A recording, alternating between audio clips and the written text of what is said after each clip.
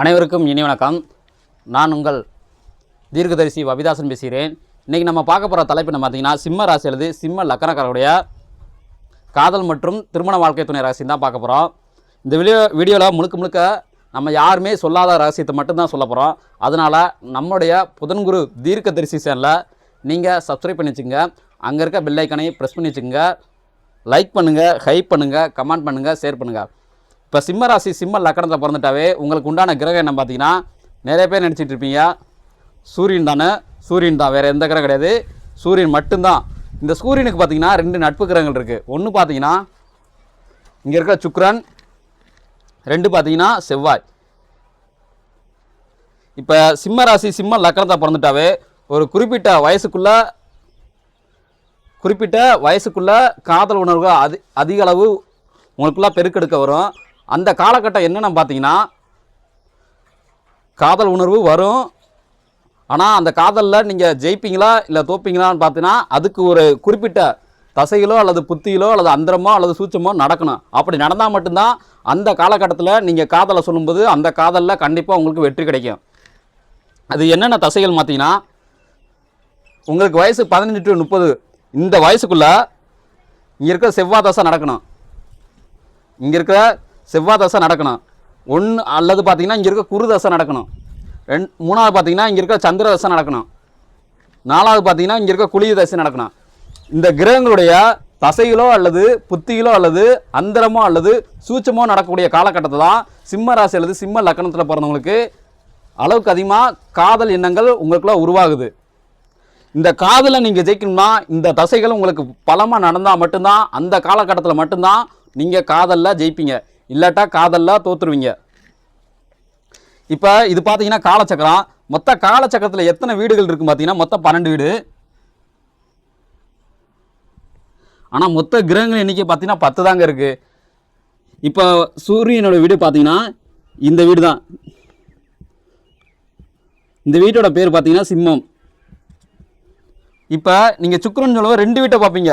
இவங்க தான் உங்களுக்கு நட்பு கிரகங்கள். நல்லா கவனிச்சுங்க, இவங்க தான் நட்பு கிரகங்கள். நீங்கள் சிம்ம ராசி சிம்ம லக்கணத்தை பிறந்தாவே யாரை உங்களுக்கு ரொம்ப பிடிக்கும் கேட்டிங்கன்னா, இங்கே இருக்க 12 கிரகங்கள, அதாவது 10 கிரகங்கள யாரை உங்களுக்கு ரொம்ப பிடிக்கும் கேட்டிங்கன்னா, இங்கே இருக்க செவ்வாயை தான் ரொம்ப பிடிக்கும் உங்களுக்கு. இப்போ செவ்வாயோட வீடு என்னன்னு பார்த்தீங்கன்னா, நீங்கள் 2 வீட்டை பார்ப்பீங்க. இங்கே இருக்க மேசை வீட்டையும் பார்ப்பீங்க, இங்கே கீழே இருக்கிற விருச்சக வீட்டையும் பார்ப்பீங்க. அப்படி கிடையவே கிடையாது. நம்மளோட வீடியோ ஏற்கனவே நீங்கள் பார்த்துருந்தீங்கன்னா இந்த மாதிரி சந்தேகங்கள் உங்களுக்குள்ள வரவே வராது. நம்ம வீடியோ போய் நீங்கள் பாருங்கள், நிறையா பார்த்தா உங்களுக்கு தெரிய வரும். இப்போ பார்த்தீங்கன்னா அதாவது செவ்வாயோட வீடு எதுன்னு கேட்டிங்கன்னா, இது கிடையவே கிடையாது. இங்கே இருக்க மேசம் மட்டும்தான் செவ்வாயோட வீடு.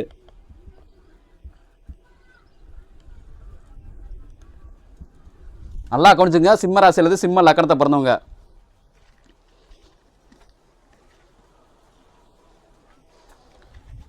மேசம் மட்டும்தான் செவ்வாயோட வீடு.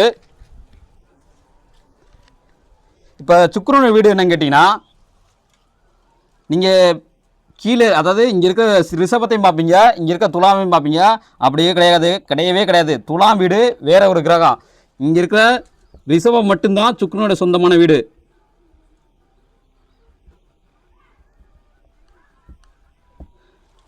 அதே மாதிரி இங்கே இருக்கிற கும்பமும் வரும், இதுவும் சுக்கிரனுக்கு சொந்தமான வீடு தான். நிறைய பேர் சனி நினச்சிட்டு இருப்பீங்க, அப்படி கிடையவே கிடையாது. இங்கே இருக்க கும்பமும் சுக்கிரனுக்கு சொந்தமாக தான் வரும். கும்பம் அல்லது ரிஷபம். இங்கே பார்த்தீங்கன்னா மேசம் மட்டும்தான் வரும், ராசிக்காரவங்க அல்லது லக்கணக்காரவங்க.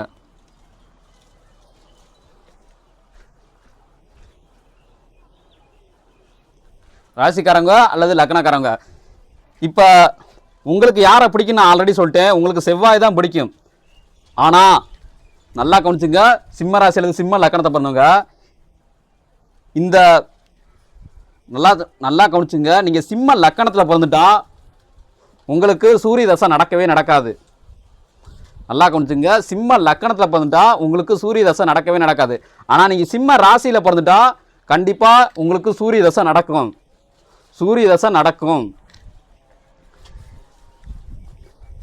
இன்னொன்று நல்லா கவனிச்சுங்க, சிம்ம ராசி அல்லது சிம்ம லக்கணத்தை பார்த்துட்டாவே உங்களுக்கு இங்கே இருக்க சுக்கிரனை காட்டிலும் இங்கே இருக்க செவ்வாய் ரொம்ப பலமாக இருக்கணும். அப்படி பலமாக இருந்தால் மட்டும்தான் நீங்கள் இல்லற வாழ்க்கையிலோ அல்லது காதல் வாழ்க்கையிலோ அடி எடுத்து வைக்க முடியும். ஒரு சில நபர்களுக்கு பார்த்தீங்கன்னா சூரியன் ரொம்ப ரொம்ப ஸ்ட்ராங்காக இருக்கும். அவங்க சூரியனோட மாசத்தில் பிறந்து, சூரியனோட நாளில் பிறந்து, சூரியன் நேரத்துலையும் பிறந்து வந்துடுவாங்க, சூரியனோட வருஷத்துலையும் பிறந்து வந்த நபர்கள் இருக்காங்க. அந்த நபருக்குனா திருமணமும் ஆகாது, காதலும் வரவே வராது. அவங்க முழுக்க முழுக்க துறவரை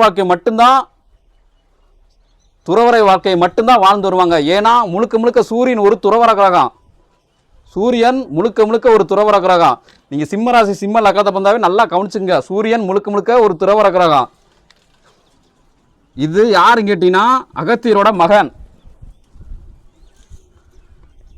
அகத்தியர் தான் அப்பாவா வருவார். அதாவது இந்த பூமி தான் சூரியனுக்கு அப்பாவா வருவார்.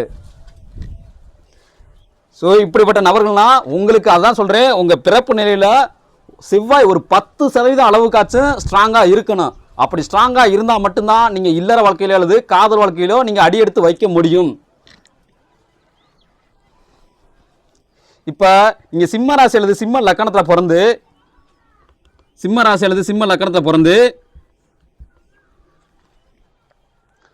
பிறந்து நீங்கள் இவங்களை காதல் செய்யும்போது இவங்களுடைய நீங்கள் காதலில் ஜெயிக்கணும்னா நீங்கள் என்னென்ன செய்யணும்னு கேட்டிங்கன்னா, ஃபஸ்ட்டு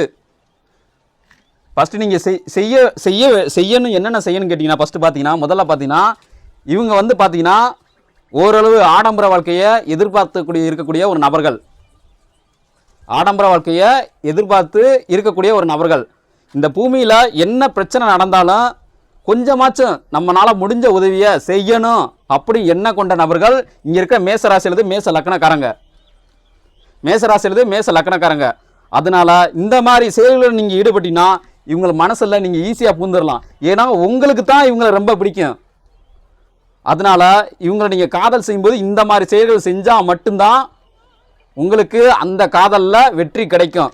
இந்த தசை நடந்து நீங்கள் இந்த மாதிரி காதல் செஞ்சீங்கன்னா கண்டிப்பாக அந்த காலகட்டத்தில் வெற்றி கிடைக்கும். இன்னொன்று பார்த்தீங்கன்னா இங்கே இருக்க மேச லக்கணக்காரங்க சின்ன வேலையாக இருந்தாலும் சரி, எந்த ஒரு மிகப்பெரிய வேலையாக இருந்தாலும் சரி, அசால்ட்டாக எடுத்து ஒரு சிறிது நேரத்துக்குள்ளே முடிக்கக்கூடிய நபர்கள் யாருன்னு கேட்டிங்கன்னா இங்கே இருக்க மேச லக்கணக்காரங்க தான் அந்த செயலை அற்புதமாக செய்ய முடியும்.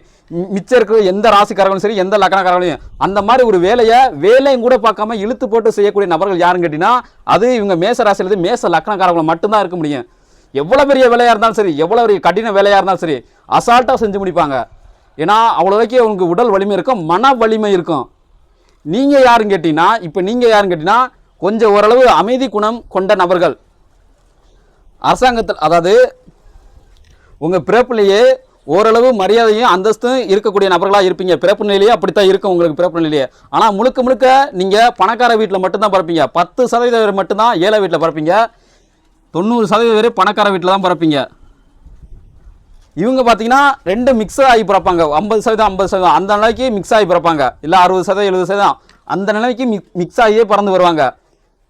அதனால நீங்கள் சிம்ம ராசி அல்லது சிம்ம லக்கணத்தில் பிறந்துட்டாவே நீங்கள் செவ்வாயை காதல் செய்யும்போது நீங்கள் இந்த மாதிரி குணங்கள் இருந்தால் மட்டும்தான் உங்களுடைய காதலில் நீங்கள் ஜெயிக்க முடியும். இவங்களும் ஆடம்பரத்தை வாழ்க்கையை நான் விரும்பாமல் சொல்லிட்டேன், ஓரளவு ரொம்ப விரும்ப மாட்டாங்க. அதுக்காண்டி ரொம்ப நீங்கள் அந்த மாதிரி எதுவும் செஞ்சிடாதீங்க, உங்களுக்கு பிடிக்காமல் போயிடும். ஓரளவு விரும்பக்கூடிய ஒரு நபர்கள் தான். அதே மாதிரி எங்கே தப்பு நடந்தாலும் தன்னால் முடிஞ்ச உதவியை செய்யணும்னு நினைக்கக்கூடிய யாருக்கும் உதவி ஒரு டக்குன்னு யாராச்சும் ஒரு உதவி கேட்டு வராங்கன்னா தன்னால் முடிஞ்ச உதவியை செய்யக்கூடிய நபர்களாக இருப்பாங்க. அந்த மாதிரி குணங்களை நீங்களும் வளர்த்துக்குங்க. சிம்மராசி அல்லது சிம்ம லக்கணத்தை பிறந்தவங்க ஆல்ரெடி நீங்கள் கொஞ்சம் இருக்கும், உங்களுக்குள்ளே இருக்கும். இவங்களை பார்த்து நிறைய கற்றுக்குங்க. ஏன்னா இவங்களை காதல் செய்யும்போது இந்த காதலில் வெற்றி கிடைக்கும்னா நீங்கள் இந்த மாதிரி செயலை செஞ்சால் மட்டும்தான் உங்களுடைய காதலில் திருமணத்தில் வெற்றி அடையும். இல்லாட்டா பிரச்சனை வரத்தான் செய்யும். அந்த திருமண வாழ்க்கையாக இருந்தாலும் சரி, காதல் வாழ்க்கையாக இருந்தாலும் சரி, பிரச்சனை வரத்தான் செய்யும். இப்போ நீங்கள் இவங்களை தேடி போவீங்க. இங்கே இருக்கிற கும்பராசி அல்லது கும்ப லக்கணத்தை பிறந்தவங்கன்னா இங்கே இருக்கிற ரிஷபராசி அல்லது ரிஷப லக்கணத்தை பிறந்தவங்க அவங்க உங்களை தேடி வருவாங்க. அவங்க உங்களை தேடி வந்தாங்கன்னா அவங்கன்னா யோகம் இல்லாத நபர்கள். அவங்கள நீங்கள் கல்யாணம் பண்ணும்போது உங்களுடைய வாழ்க்கை பார்த்தீங்கன்னா ரொம்ப அதாவது ரொம்ப இல்லறமும் இல்லாமல் ரொம்ப துறவரமும் இல்லாமல் மிக்சடான வாழ்க்கையே இருக்கும். ஆனால் நீங்கள் எப்படி கல்யாணம் முடிக்கிறீங்களோ எப்படி காதலிக்கிறீங்களோ அந்த நிலையில தான் சாகு வரைக்கும் அப்படியே தான் இருப்பீங்க. உங்களுடைய வாழ்க்கையில் மிகப்பெரிய மாற்றமோ ஏற்றமோ ஒன்று உண்டே ஆகாது. இவங்க கல்யாணம் பண்ணும்போது உங்களுடைய வாழ்க்கையில் மிகப்பெரிய மாற்றமும் ஏற்றமும் கண்டிப்பாக உண்டாகும். ஏன்னா செவ்வாய் நான் ஆல்ரெடி சொல்லிட்டேன், செவ்வாய் போர் கிரகம், யுத்த கிரகம். இன்னொன்று கவனிச்சுங்க, சிம்மராசியில் சிம்ம லக்கணக்காரங்க நீங்கள் கொஞ்சமாக கோவப்படக்கூடிய நபர்களாக இருப்பீங்க. ஆனால் இவங்க கொஞ்சம் முரட்டுத்தனமாக கோவப்படக்கூடிய ஒரு நபர்களாக இருக்காங்க. அதனால நீங்கள் சிம்மராசியில் சிம்ம லக்கணக்காரங்க கொஞ்சம் விட்டு கொடுத்து போங்க. அப்படி விட்டு கொடுத்து போனால் தான் நீங்கள் காதல் வாழ்க்கையிலே அல்லது இல்லற வாழ்க்கையிலேயே நீங்கள் அடி எடுத்து வைக்க முடியும். இல்லாட்டா ஃபுல் ஸ்டாப் வச்சு விட்ருவாங்க இவங்க. ஏன்னா இவங்களோட குணங்கள் பரந்த ஓரளவு ஒரு 100% நற்குணங்களில் கிட்டத்தட்ட 80% நற்குணங்களுக்கு இவங்க சொந்தக்காரங்களாக வருவாங்க. அதனால் இந்த மாதிரி குணங்கள் இருந்தால் மட்டும்தான் நீங்கள் காதல் வாழ்க்கையிலே எழுது இல்லற வாழ்க்கையிலேயே நீங்கள் இல்லற வாழ்க்கையில் பிரச்சனை இல்லாமல் இருக்கும். இல்லாட்டா பிரச்சனை ஏற்படத்தான் செய்யும். இப்போ சிம்மராசி அல்லது சிம்ம லக்கணத்தை பிறந்தவங்க எந்த காலகட்டத்தில் நீங்கள் காதலை சொல்லவே கூடாதுன்னு பார்த்தீங்கன்னா, இதெல்லாம் காதலுக்கு வெற்றி கொடுக்கக்கூடிய ஒரு கிரகங்கள். நல்லா கவனிச்சுங்க, இதெல்லாம் காதலுக்கு வெற்றியே கொடுக்கக்கூடிய ஒரு கிரகங்கள் இங்கே இருக்கிற நாளும். இப்போ காதலுக்கு தோல்வியை கொடுக்கக்கூடிய கிரகங்கள் என்னென்னு பார்த்தீங்கன்னா, ஒன்று பார்த்தீங்கன்னா, நல்லா கவனிங்க, முதலே நீங்கள் தான் வருவீங்க, சூரியன். ரெண்டாவது பார்த்தீங்கன்னா சுக்கிரன். நல்லா கவனிச்சுக்க, நீங்களும் வந்துட்டீங்க, சுக்கிரன் வந்துருச்சு ஆட்டோமேட்டிக்காக. இந்த தசை நடக்கும்போதுனா நீங்கள் அதாவது காதல் மாதிரி எண்ணங்களை ஊற்றே எடுக்காது உங்களுக்குள்ள அதுதான் பிரச்சனையே. இப்போ பார்த்தீங்கன்னா மூணாவது பார்த்தீங்கன்னா சனி, நாலாவது பார்த்தீங்கன்னா கேது. இவங்களுடைய தசையோ அல்லது புத்தியோ அல்லது அந்தரமோ அல்லது சூட்சமோ நடக்கக்கூடிய காலகட்டத்தில் நீங்கள் காதலை போய் சொன்னீங்கன்னு வச்சுக்கோங்க, உங்களுடைய காதலில் கண்டிப்பாக தோல்வி தான் ஏற்படும். அந்த காலகட்டத்தில் உங்கள் திருமண வாழ்க்கையாக இருந்தாலும் சரி, அங்கே தோல்வி தான் ஏற்படும். நல்லா கவனிச்சுங்க, சிம்மராசி அல்லது சிம்ம லக்கணத்தில் பிறந்தவங்க உங்களுக்கு இந்த தசை நடந்து, சிம்ம லக்கணக்காரருக்கு சூரிய தசை நடக்க வாய்ப்பு இல்லை. அதனால் நீங்கள் பயப்படணும் அவசியம் இல்லை. ஆனால் மிச்சம் இருக்க சுக்கிர தசை அல்லது சனி தசை அல்லது கே தசையோ கண்டிப்பாக நடக்கும். அதனால் கொஞ்சம் ஜாக்கிரதையாக இருங்க. உங்களுக்கு இந்த தசை நடந்து, ஆனால் உங்களுக்கு காதலிக்க நபரே காதலுக்கு வெற்றிக்குரிய தசையாகவே இருக்காரு. அதனால் மோஸ்ட்லி சிம்மராசி அல்லது சிம்ம லக்கணக்காரர்களுக்கு காதலில் வெற்றி தான் கிடைக்கும். எனக்கு தெரிஞ்சு 100% 90% காதலில் வெற்றி தான் கிடைக்கும். ஆனால் இந்த செயல்முறையை நீங்கள் செய்யும்போது மட்டும்தான், நான் இவங்களோட குணங்கள் சொல்லிட்டேன், இவங்களோட குணங்களை நீங்கள் அனுசரித்து போகும்போது மட்டும்தான் அந்த காதலில் அல்லது திருமண வாழ்க்கையிலே மிகப்பெரிய வெற்றி கிடைக்கும். இல்லாட்டா அங்கே பிரச்சனை வந்துக்கிட்டே தான் இருக்கும். இப்போ சிம்மராசி அல்லது சிம்ம லக்கணத்தை பிறந்து சிம்மராசி அல்லது சிம்ம லக்கணத்தில் பிறந்துட்டீங்கன்னா, இவங்க தசை நடக்கும்போது நீங்கள் ரொம்ப ரொம்ப ஜாக்கிரதையாக இருக்கணும். நான் ஆல்ரெடி சொல்லிட்டேன், உங்களுக்கு செவ்வாய் தசை நடந்து நீங்கள் லவ் பண்ணுற பொண்ணுக்கு சூரிய தசை நடந்துச்சுன்னா கண்டிப்பாக காதல் தோல்வி ஏற்படும். உங்களுக்கு குரு தசை நடந்து நீங்கள் லவ் பண்ணுற பொண்ணுக்கு பார்த்தீங்கன்னா சுக்கிர தசை நடந்துச்சுன்னா கண்டிப்பாக, சுக்கிரன் கூட ஓரளவு ஏற்றுக்கிறோம், உங்கள் பொருளாதாரத்தை பார்த்து கொஞ்சம் கொஞ்சமாக ஏற்றுக்கிறோம். முழு மனதாக ஏற்றுக்கிறாங்கன்னா அரை மனதாக ஏற்றுக்கிறோம். ஆனால் இங்கே இருக்க மூணாவது பார்த்தீங்கன்னா சந்திரதசை. உங்களுக்கு சந்திரதசை நடந்து சனி தசை நடந்துச்சுன்னா கண்டிப்பாக அந்த காதலில் இவங்க வெளிக்காட்டிக்கவே மாட்டாங்க. அந்த காதலை இவங்க கடைசி வரைக்கும் சொல்லவே மாட்டாங்க. என்ன சொல்லுவாங்க ஏது சொல்லுவாங்க நீங்கள் எதிர்பார்த்துருந்து உங்கள் காதலில் உங்களுக்கு வயசானதாக மிச்சமாக இருக்கும். காதல் ஆனால் என்ன எப்படி போச்சு எது போச்சு எதுவுமே சொல்லவே மாட்டாங்க. உங்களுக்கு குளிய தசை நடந்து இங்கே கேது தசை நடந்துச்சுன்னா அப்பவும் காதலில் தோல்வி தான் ஏற்படும். இது கேது பார்த்தீங்கன்னா கேது தசை நடக்கும்போது சொல்லும், இப்போ ஒத்துக்கிறோம், நீங்கள் சொல்லல அந்த டயத்தில் ஒத்துக்கிறோம். கடைசியில் பார்த்தா ஒரு மாதம் செஞ்சு அல்லது 2 மாதம் செஞ்சு எங்கள் வீட்டில் ஒத்துக்கிற மாட்டேன்னு சொல்கிறாங்க, இல்லை நீங்கள் வேறு சாதி, நீங்கள் வேறு மதம், அதனால் எங்கள் வீட்டில் ஒத்துக்கிற மாட்டாங்க. அந்த மாதிரி ஒரு செயல்களை செய்யக்கூடியது இந்த கேது. அதனால் இந்த தசைகள்லாம் நடக்கும்போது ஒரு பெண்டையோ அல்லது ஆண்டையோ உங்கள் காதலை நீங்கள் சொல்லவே கூடாது. அப்படி சொல்லிட்டீங்கன்னா கண்டிப்பாக அது காதல் தோல்வியில் மட்டும்தான் முடியும். இங்கே இருக்க சூரிய தசையானது கிட்டத்தட்ட உடம்பு இயங்காது. முழுக்க துறவற வாழ்க்கை மட்டும்தான், அதோட எண்ணங்கள் முழுக்க ஃபோக்கஸ் எல்லாமே துறவற வாழ்க்கையில் மட்டும்தான் இருக்கும். அதாவது நீங்கள் தான் உங்களுக்கு, ஆனால் சிம்ம லக்கணக்காரர்களுக்கு நடக்க சூரிய தசை நடக்க வாய்ப்பு இல்லை. ஆனால் சிம்ம ராசிக்காரர்களுக்கு இங்கே இருக்க சூரிய தசை நடக்கும். அதனால் அந்த காலகட்டத்தில் நீங்கள் ரொம்ப ரொம்ப ஜாக்கிரதையாக இருக்கணும். அப்படி இருந்தால் மட்டும்தான் நீங்கள் உங்களுடைய இல்லற வாழ்க்கையிலும் சரி, அதாவது காதல் வாழ்க்கையிலும் சரி, எந்த ஒரு பிரச்சனையும் வராது.